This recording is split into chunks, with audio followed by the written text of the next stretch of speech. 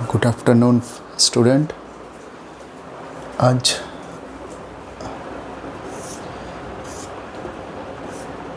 जो क्लास है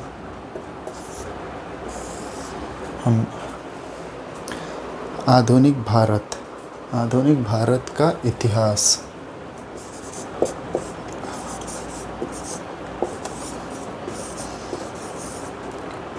आधुनिक भारत का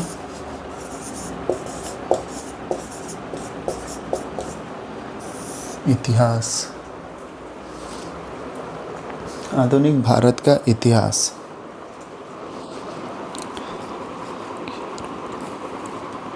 जैसे कि दोस्तों आप सभी को जानते हैं कि जितने भी यूरोपियन थे वो अपने साथ अपने प्रिंटिंग मशीन लेकर आए थे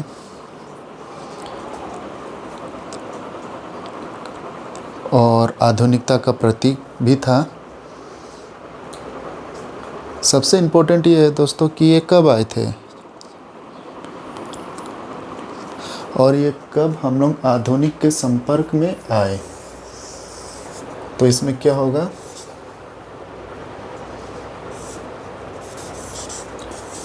1400 ईस्वी में 1400 ईस्वी में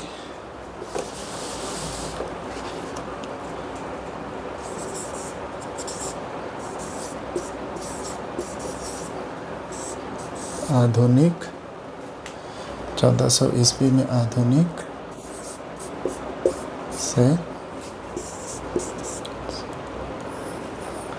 आधुनिक से संपर्क हुआ।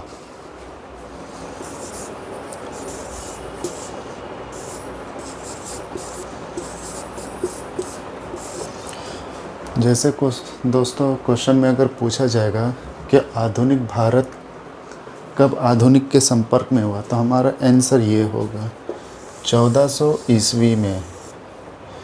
इसमें हम लोग इस ईस्वी में हम लोग आधुनिक से संपर्क में आए थे। ये आप लोग अपना नोट डाउन कर लीजिएगा।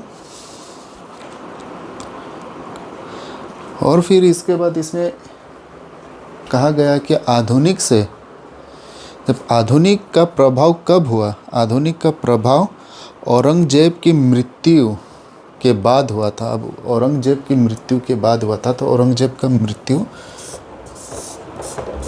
1707 ईस्वी में हुआ था। औरंगजेब का जो मृत्यु है वो 1707 ईस्वी में हुआ था।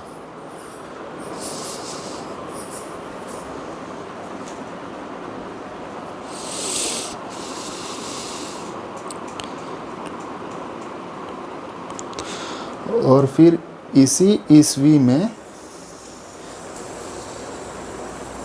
आधुनिक भारत का शुरुआत हुआ था। इसी ईस्वी में फिर से ये आप लोग लिख लीजिएगा।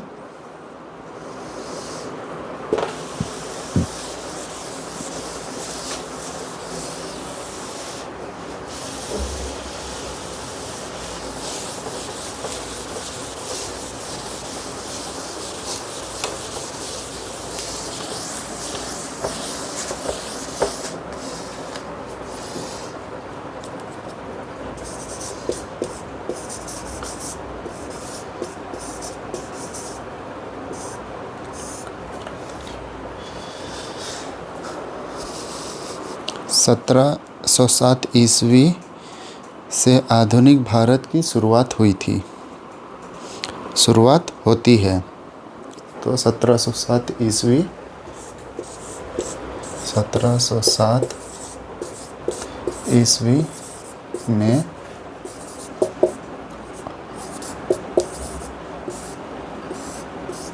आरंभ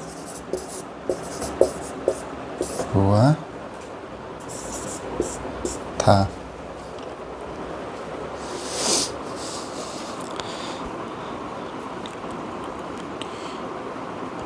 अब इसके बाद हम लोग ये आप लोग लिख लीजिएगा, आरंभ कब हुआ था। आरंभ हुआ था जब औरंगजेब का मृत्यु हो गया था। ठीक है, औरंगजेब की मृत्यु के बाद ही हम लोग 1707 ईस्वी में भारत आधुनिक से हम लोग जुड़े थे। अभी यहाँ पर क्या है, यूरोपियन कंपनी का भारत आगमन। तो आप लोग जैसे कुछ पॉइंट है मैं आप लोगों को बोल देता हूँ, आप लोग लिख लीजिए। यूरोपियन कंपनी का भारत आगमन,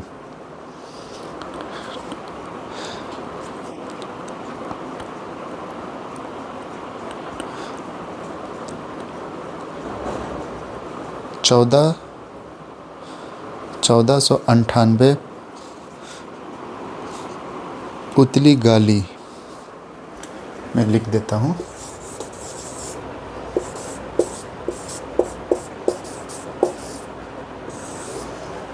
ये है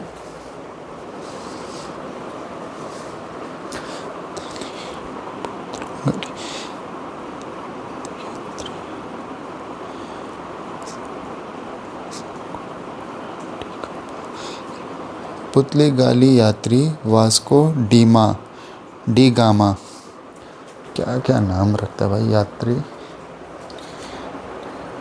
यात्री के बाद है Vasco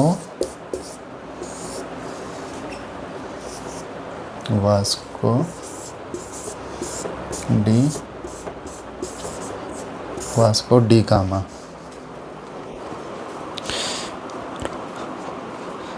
Vasco D gamma Bharat पहुंचे थे। तो कौन पर सबसे पहले भारत पहुंचे थे?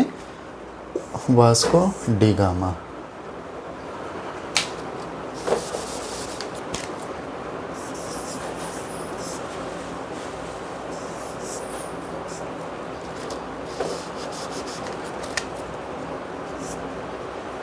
वास्को डी गामा भारत पहुंचे थे। पुतली गाली वास्को डी गामा भारत पहुंचे थे। और ये कहाँ रुके थे? भारत के कोपाड़ नामक जगह।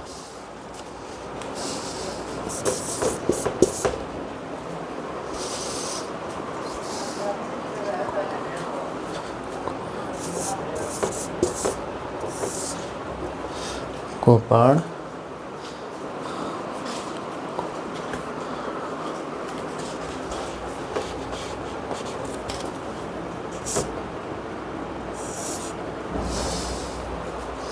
ये आधा पा है।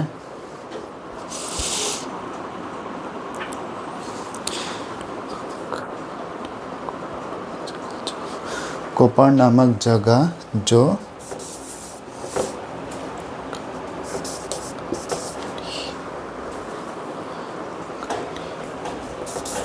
कालीकट केरल। तो इसमें कहा गया है, ये आप लोग लिख लीजिएगा, मैं आप लोगों को बता देता हूँ। कोपाड़ नामक जगह जो कालीकट केरल में है वहाँ पहुँचे थे। कोपाड़ नामक ये हो गया जगह, कालीकट जो केरल में है वहाँ पहुँचे थे।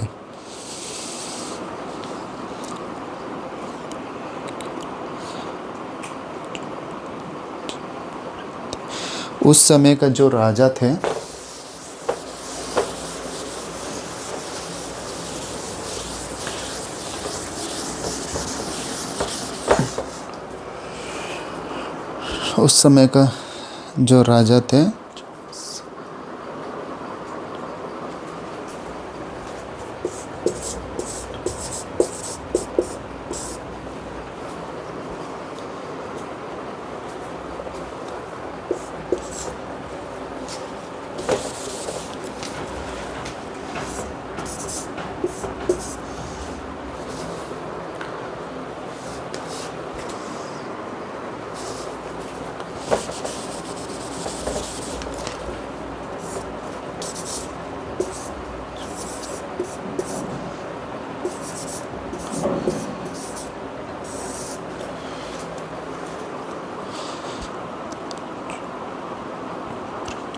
जमोरिन थे।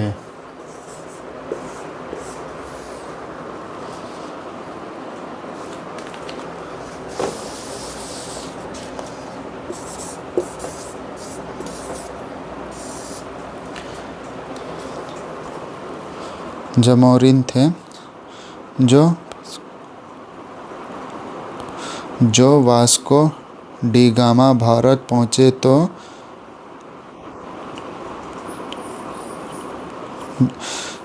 जॉस जॉमेरिन ने उनका बहुत अच्छे से स्वागत किया था, बहुत भव्य स्वागत हुआ था। इसके बाद फिर अगला पॉइंट में लिखिएगा, वास्को डी गामा पुर्तगाली से उत्तर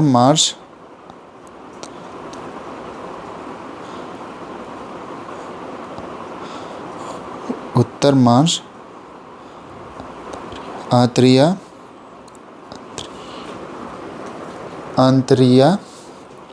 लिख लेते हैं, अंतरिया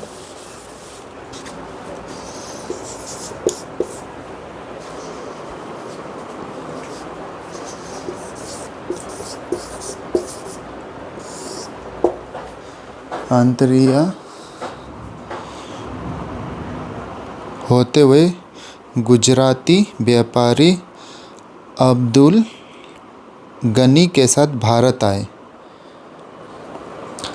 तो गुजरात के व्यापारी अब्दुल गनी के साथ भारत पहुंचे।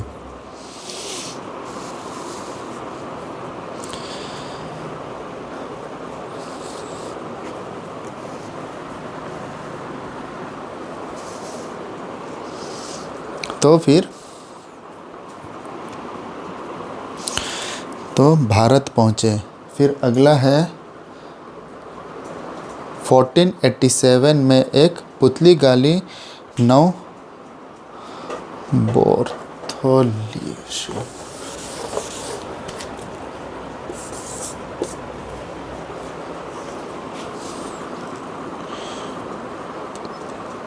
चलिए मैं इसको नोट डाउन कर देता हूँ, आप लोग भी 1487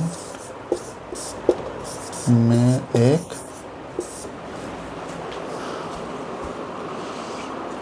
पुतली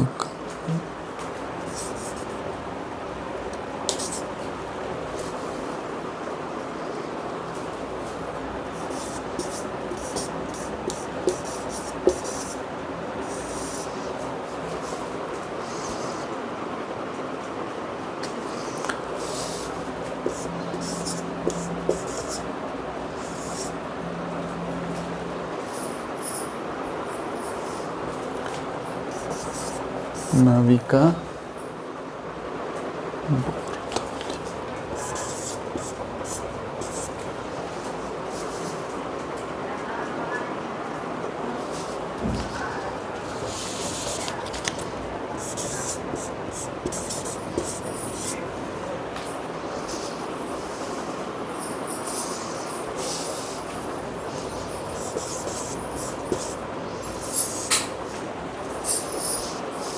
बोर्थोली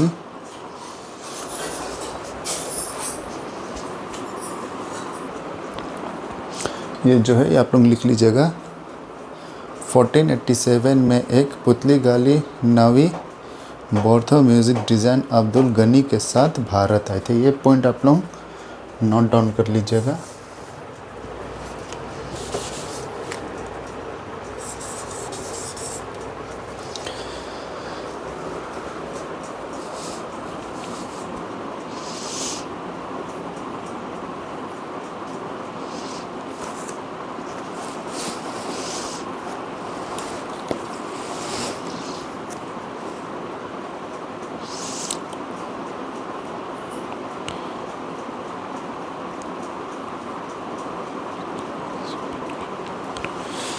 ये आप लोग नोट डाउन करने के बाद नेक्स्ट पॉइंट में लिखिएगा 1492 में स्पेन के नागरिक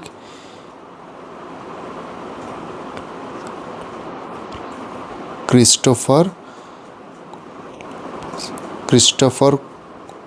कोलंबस को स्पेन की महारानी राजबेल ने इस प्रतियोगिता की उस विस्तृत सहायता प्रदान करती है कि वह भारत की खोज करे, लेकिन वह सेंट्रल अमेरिका पहुंच जाते हैं। ये आप सेंट्रल अमेरिका पहुंच जाते हैं। जब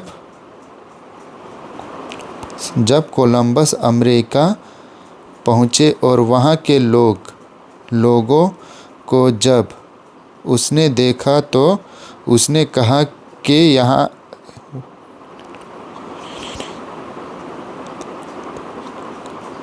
लोगों के चेहरे पर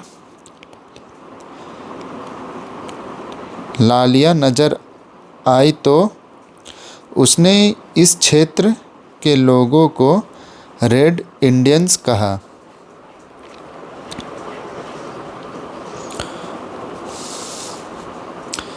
अमेरिका पहुँचे, लो भाई, अब अमेरिका पहुंचकर वहाँ के आदमी को वो बोल देते कि तुम लोग अब रेड इंडियंस हो।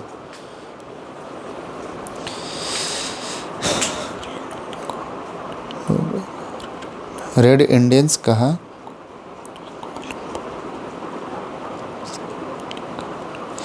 तो ये कोलंबस कहाँ के निवासी थे? ये जो है ये कोलंबस मेन थे इटली के निवासी। जो ये कोलंबस है ये मेन थे इटली के निवासी।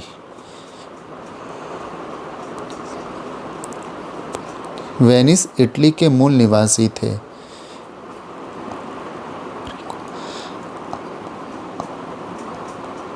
अमेरिको वापसिस नामक इटली का नागरिक भी अमेरिका पहुँचे और उसने बताया कि कोलंबस ने जिस क्षेत्र को ढूंढा है वह भारत नहीं हो सकता, इसीलिए क्योंकि अमेरिकी को वापसी ने कहा अमेरिको वापसी ने यह बताया कि यह भारत नहीं है तो इसका नाम पर अमेरिका पड़ा। सिकंदर ने, अब अगला पॉइंट में है, आप लोग नोट डाउन करते हुए चलिएगा। सिकंदर के आक्रमण के बाद 4 मार्ग की खोज होती है। जब सिकंदर जब आक्रमण किए थे तो 4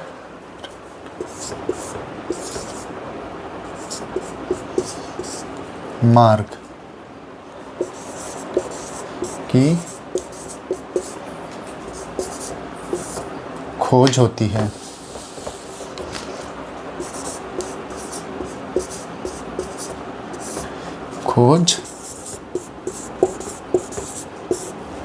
खोज होती है, ठीक है।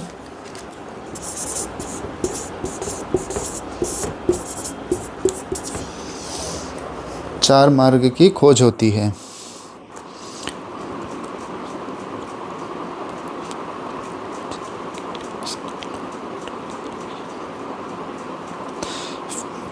भारत तक पहुंचने के लिए उसके लौट जाने के बाद भारत का व्यापार संबंधित तथा अन्य चीज़ों का भी आदान प्रदान होता था। सिकंदर जब भारत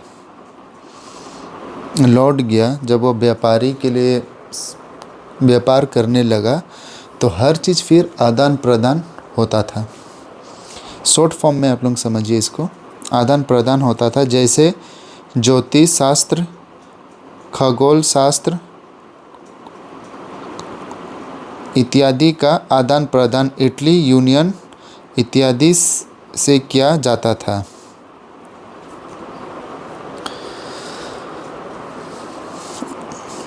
अगला पॉइंट है पारस की खाड़ी पर धुआं कोहरा का समस्या बहुत होती थी। तो पारस की खाड़ी में धुआं सब जो होता था वो बहुत ज़्यादा, और कोहरा जो फॉग होता है वो बहुत ज़्यादा होता था।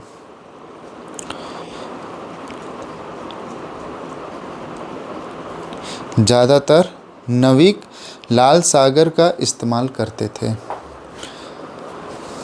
लाल सागर, भूमध्य सागर, पारस की खाड़ी, इराक, सीरिया होते हुए भूमध्य सागर में आती है।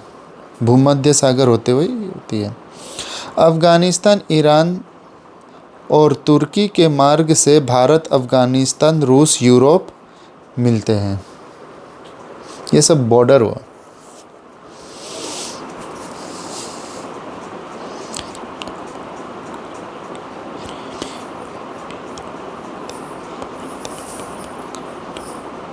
जब 4 मार्ग के यहाँ पर जो है, पहला मार्ग लाल सागर, भूमध्य सागर पहला।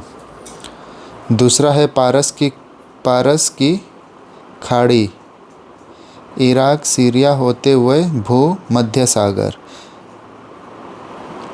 तीसरा है अफ़गानिस्तान, ईरान और तुर्की के मार्ग से। चौथा है भारत, अफ़गानिस्तान, रूस, यूरोप। ये जब 4 जगह का खोज हो गया तभी वो सेटिस्फाई नहीं थे, और भी वो रूट सब अपना देख रहे थे कि हम कौन से रूट में इंडिया से हर चीज़ बाहर लेकर जा सके। तो फिर उन्होंने क्या किया,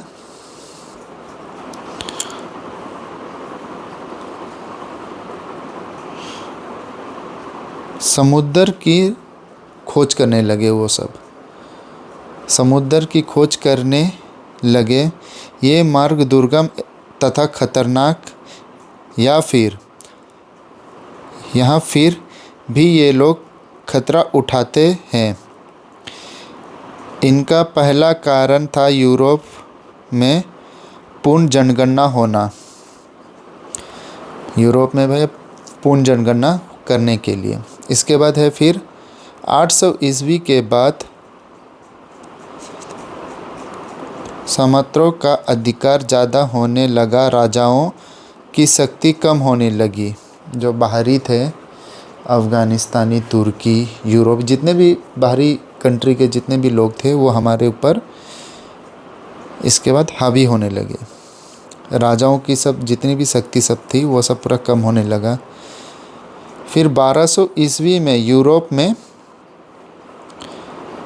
कुछ ऐसा होता है कि लोग पूर्ण जागरूकता होते हैं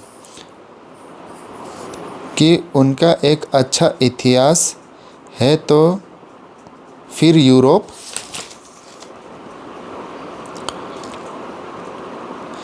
के लोगों ने सोचा कि अब उन्हें बेहतर करना है, क्योंकि उस समय साहित्य कलाकार का स्थापित था। साहित्य कलाकार का स्थापित था।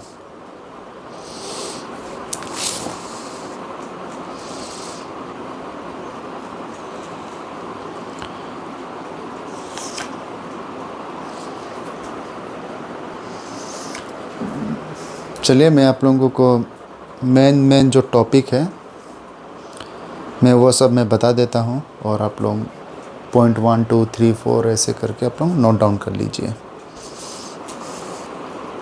यहाँ तक आप लोग समझ गए?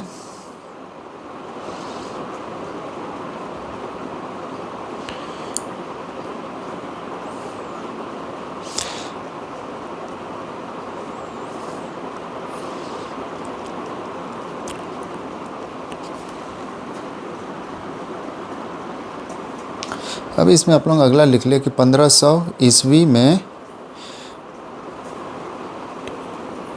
ड्यू का युद्ध होता है, जिसमें पुतली गाली की जीत होती है। ये पहला पॉइंट हो गया। दूसरा पॉइंट में लिखिए, जब अब्दुल फ़क्र भारत पहुँचे तो अलमीड ने अब्दुल फ़क्र को गवर्नर के पद नहीं दिया, क्योंकि वह चाहते थे कि अपने पुत्र बदले में पुर्तगाली की बाकी अधिकारी भी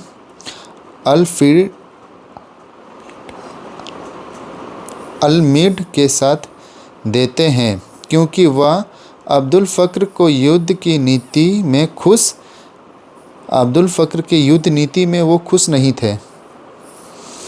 ये आप लोग लिख लीजिए। इसके बाद अगला पॉइंट आइएगा। अब्दुल फ़क्र ने नीले जाल की नीति का त्याग किया और आक्रमण नीति अपनाने का निर्णय लिया।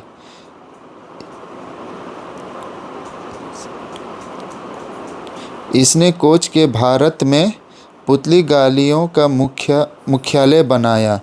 दरअसल अब्दुल फ़क्र को भी भारत में पुर्तगाली साम्राज्य का विस्तारवादी स्थापक माना जाता है। इसने 1510 में बीरजपुर के शासक यूसुफ आदिल शाह के साथ युद्ध किया और उसने परास्त किया। बीरजपुर में गोवा छीन लिया। बीरजपुर से गोवा भी छीन लिया उससे। इस प्रकार इसने 1511 ईस्वी में दक्षिण पूर्व एशिया के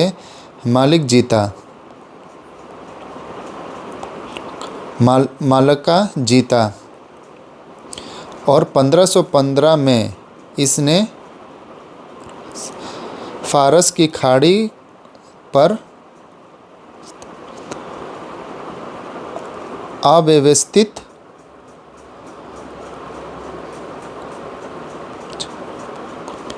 हुर्मुज को भी जीता और लाल सागर में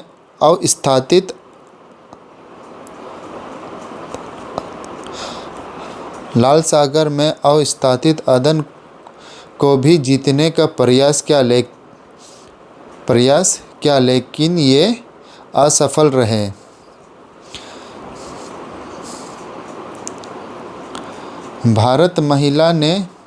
भारतीय महिलाओं से विवाह करके और भारत में पुर्तगाली जनसंख्या बढ़ाए। उन्हें जब इंडियन फीमेल से मैरिज करके यहाँ पर इन्होंने फिर अपना जनसंख्या बढ़ाया था।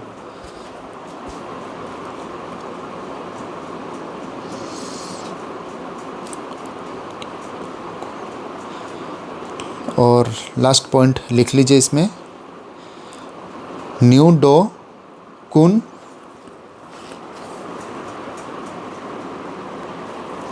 जो यहाँ पर है, नुनो डे कुना भारत आए 1529 बाय 38 भारत आते हैं। वह ट्रस्टो डी कुना का बेटा थे। जब पूछा जाएगा कि किसका बेटा थे तो ये होगा ट्रस्टो डी